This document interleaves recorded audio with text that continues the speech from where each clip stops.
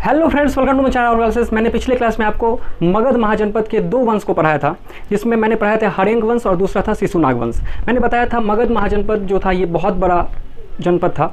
इसमें मैंने हर्यंक वंश और शिशुनाग वंश पढ़ा दिया था। आज हम पढ़ेंगे नंद वंश को। तो चलिए स्टार्ट करते हैं, नंद वंश को पढ़ते हैं।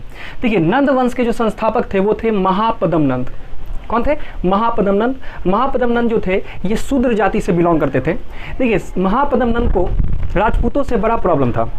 अब पता नहीं कुछ होगा, प्रॉब्लम होगा, और इस प्रॉब्लम के कारण वो जो क्या करते थे कि उनको जो सेना होती थी तो अग्रिम पंक्ति में राजपूतों को रखते थे। राजपूत की जो सेना होती थी उसको रखते थे, और ये राजपूतों का नाश करना चाहते थे। इसलिए उन्होंने सर्व छत्रांतक की उपाधि धारण की थी। क्या की थी? सर्व छत्रांतक, यानी क्षत्रियों का नाश करने वाला। ठीक है। इसके बाद जो नंद वंश की राजधानी थी वो पाटलिपुत्र थी। इसके बाद इन्होंने कलिंग जीतकर एकराट की उपाधि धारण करी थी। कलिंग को जीता था, लेकिन पूरी तरह से कलिंग को नहीं जीता था। इस समय में सेना थोड़ा सा बड़ा हो गया था, और ये किस पे अटैक किए थे?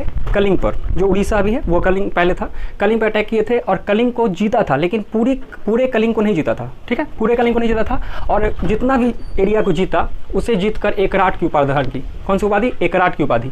इसके बाद अगला शासक, इन्हीं का बेटा अगला शासक घनानंद, बहुत ही खतरनाक शासक था, क्रूर था, यानी निरंकुश था। इस पे कोई अंकुश नहीं था। जिस पे कोई अंकुश नहीं रहता है उसे क्या कहते हैं? निरंकुश कहते हैं। इस पे कोई अंकुश नहीं था। ये बड़ा ही खतरनाक राजा था, है ना। इन्होंने कलिंग में नहर का निर्माण करवाया था। कलिंग में नहर का निर्माण करवाया था। कलिंग जीत कर कौन लाया था? महापद्म नंद। क्या पूरा जीता? नहीं, कुछ एरिया को जीता था। इसके बाद कलिंग में नहर निर्माण करवाए थे। इनका जो सेना था वो बहुत विशाल सेना हो चुकी थी। उस समय में विशाल सेना हो चुकी थी, और उस समय में ही आक्रमण किया था ये सिकंदर। आपने पढ़ा होगा, सिकंदर ने आक्रमण किया था। कब? जब घनानंद उस समय में राजा थे। सिकंदर कब किया था? 326 ईसा पूर्व में। कब किया था? 326 ईसा पूर्व में ये आक्रमण किया था।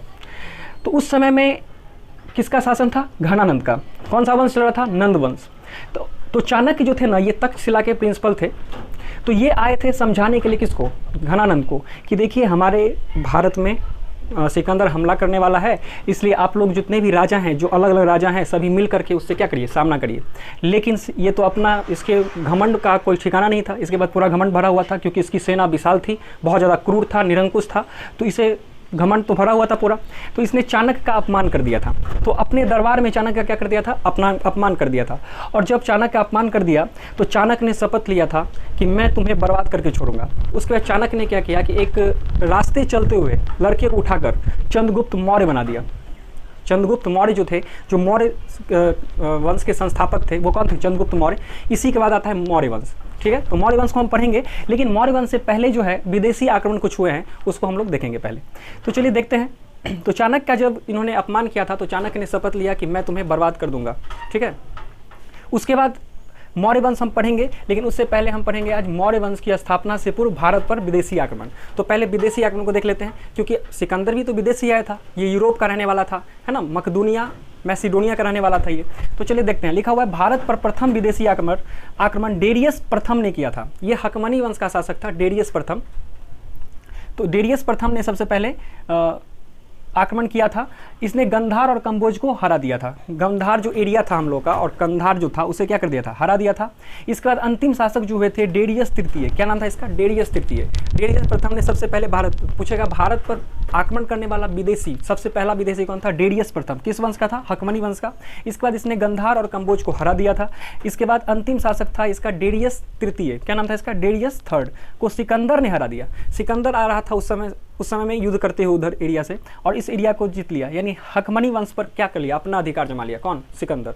और सिकंदर इसको जीत करके अपने में मिला लिया, यानी हकमनी वंश अपना में मिला लिया। उसके बाद आप पढ़ेंगे हम लोग सिकंदर के बारे में। सिकंदर जो था ये मकदूनिया यानी मैसिडोनिया का रहने वाला था।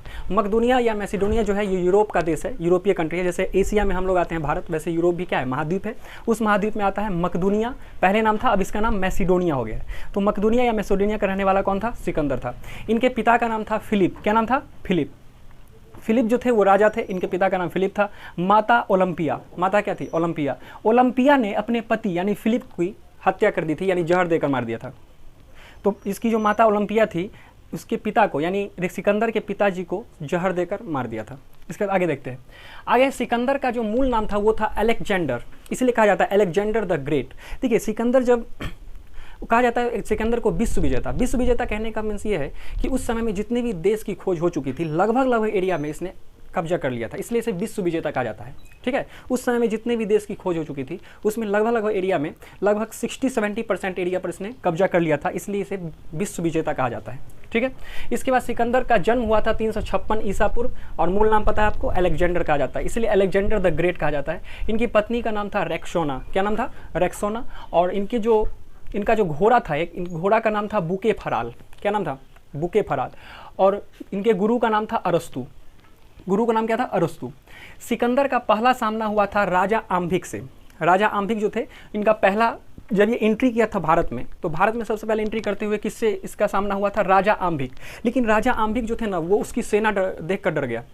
राजा आम्भिक देखा बॉस इतना बड़ा सेना, तो ये सेना देखकर ही, सिकंदर की सेना देखकर डर गया और अपने आप को अधीनता स्वीकार कर लिया, कि मतलब मान लिया कि मैं हार चुका हूँ। ठीक है, तो राजा आम्भिक ने अधीनता स्वीकार कर लिया। लेकिन 326 ईसा पूर्व में पोरस और सिकंदर के बीच युद्ध हुआ। किस नदी पर? झेलम नदी पर। इसका नाम था बितस्ता नदी, है ना। झेलम नदी का पुराना नाम क्या है? बितस्ता नदी।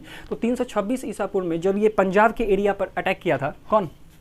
सिकंदर, तो पंजाब के एरिया पर पोरस के साथ इनका युद्ध हुआ था। पोरस में राजा थे, पाकिस्तान मतलब सॉरी पंजाब का एरिया था वो, तो कुछ पंजाब अब पाकिस्तान में चला गया है और कुछ पंजाब भारत में आ गया है। तो भारत की जो पंजाब की राजधानी वो क्या है? पंजाब की राजधानी क्या है? चंडीगढ़। और उसकी जो राजधानी है, यानी जो पाकिस्तान में चला गया, उसकी राजधानी लाहौर है। ठीक है, तो अब यहाँ पे देखते हैं। तो 326 ईसा पूर्व में पंजाब के जो राजा थे पोरस, उनके साथ सिकंदर का युद्ध हुआ। किस नदी पर? झेलम नदी पर। किस नदी पर? झेलम नदी पर। इसी का नाम था बितस्ता नदी। तो इस युद्ध को हाइड स्पीच का युद्ध कहा जाता है। क्या कहा जाता है? हाइड स्पीच का युद्ध कहा जाता है। इसके बाद सिकंदर की सेना जो थी वो व्यास नदी को पार करने से मना कर रही थी। क्यों? सबसे पहला कारण था कि सिकंदर की सेना को पता था कि उस समय में किसका शासन था? नंदवंश का, और उसके सबसे खतरनाक घनानंद।